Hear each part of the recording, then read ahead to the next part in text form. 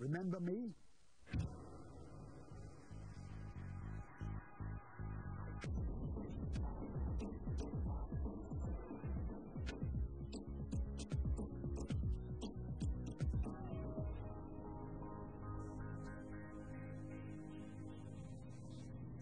Tonight, it's back to the old school, to a time when bonuses were big and spoilers were even bigger. When sat-nav was just a pipe dream and GTI was just about the ultimate. 8:30 on a Thursday night, meant Stu Baker, Chris Goffey and me. It was a time known as the 80s. 10 fan-dabby-dozy years that took us from Metros to MX-5. This is our contribution to the 80s revival, our views on the most significant cars and events. We'll reveal why Sinclair's C5 is better than you think, and we'll be giving away Britain's favourite GTI in the ultimate 80s car competition. But let's start at the start.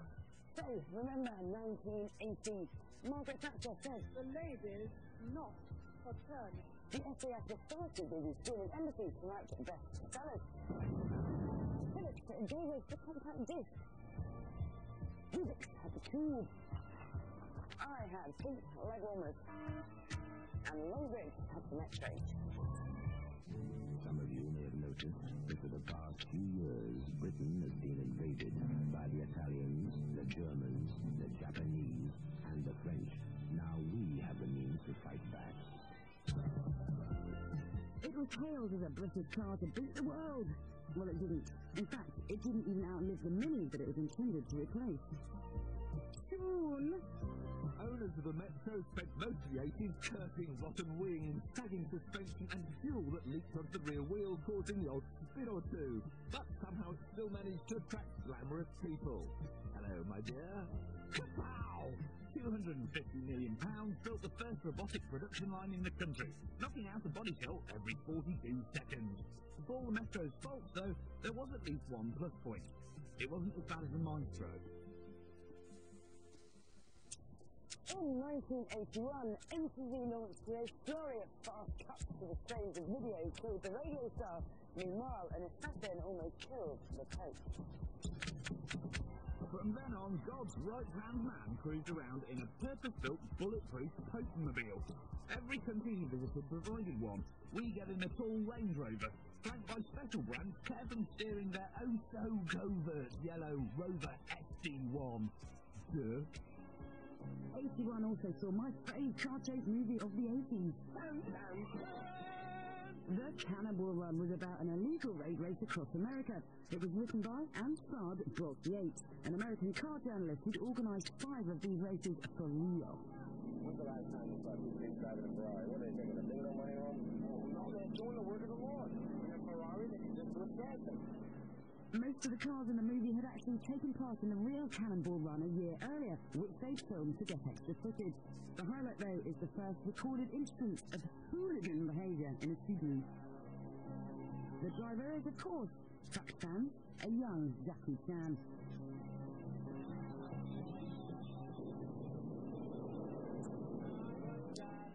They don't make them like these two.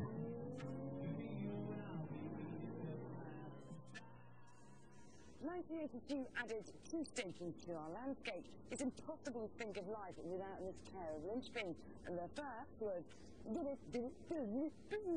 countdown. The second was the Sierra. After the boxy and popular Cortina, Suburbia was shocked by the smoothed-off Sierra. The neighbours didn't understand explanations about aerodynamics, and the so-called jelly mould was a slow seller. Made worse by Vauxhall putting a radio cassette as standard on the rival Cavalier. Ford had lost its stranglehold on the British car market. Have you driven a Sierra lately? And would never fully regain it.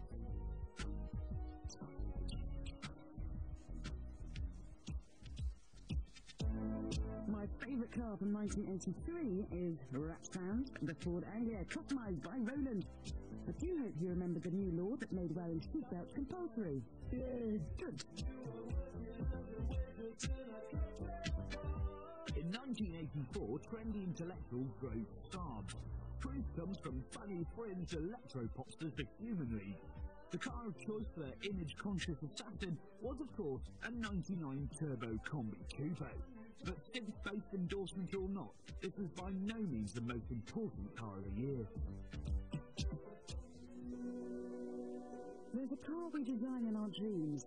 You know, the one that does everything. Sporty but practical. Handles delicately, but is well built. Handsome, but doesn't show off. It makes sense, but it also makes you smile. Well, in 1984, Volkswagen made it.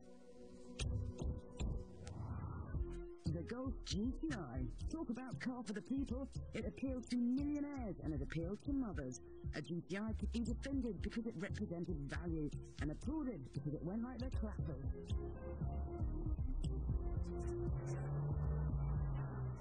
It's a pocket hot rod for going to the shops in.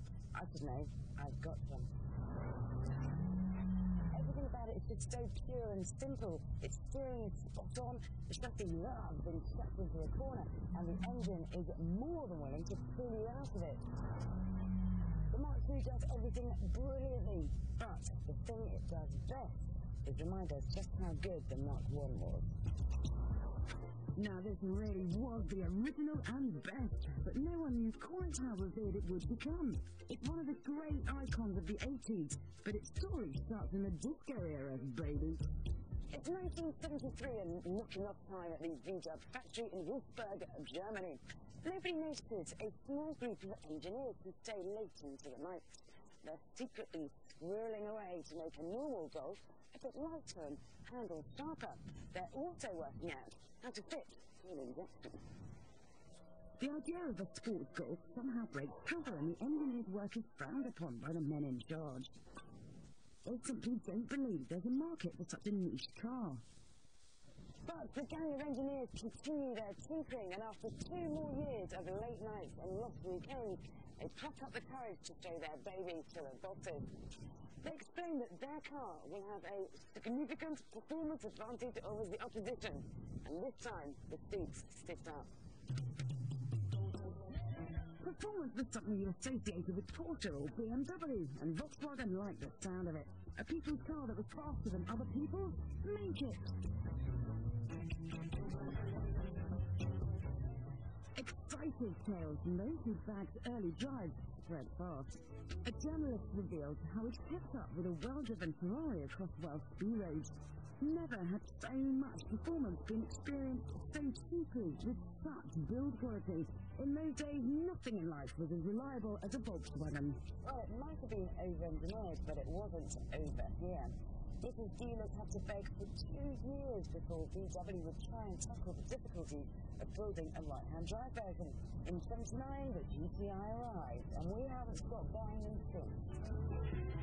There are no complex driver aids and no gnarly luxuries, so the Mark I drives like a roller skate. It's an addictive little monkey. I've met loads of people who've owned 3 or 4 because they just can't bear to be without one. And now we're going to give you the chance of that Mark I experience by giving away this particular car, one of the best examples in the country. It feels like it's brand new. The engine still pulls very strongly, the chassis is still very lively, the steering's got just the right feel. It's totally unmodified and unmolested, just as extra intended. This is one of the best GTIs I've ever driven.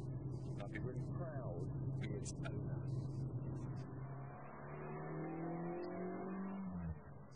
It's a little beauty. There's an immaculate service history, and it's the car the press turn to when they need a perfect example. The first owner was a careful lady who lived on an island, and the second was a fastidious enthusiast who maintained the car regardless of cost. Mark I's as good as this are a rare breed. They've become classics that are hard to come by. But all you have to do to have a chance of owning this one is answer this simple question. What was Volkswagen's fast Golf from the 1980s called? Was it the GTQ, the GTI, or the GTZ? Call this number to enter or text the word gear along with A, B or C to this one. Lines close at midday on Monday 17th of November and full details are on our website. We'll show the numbers again at the end of the show and see you after the break in 1985.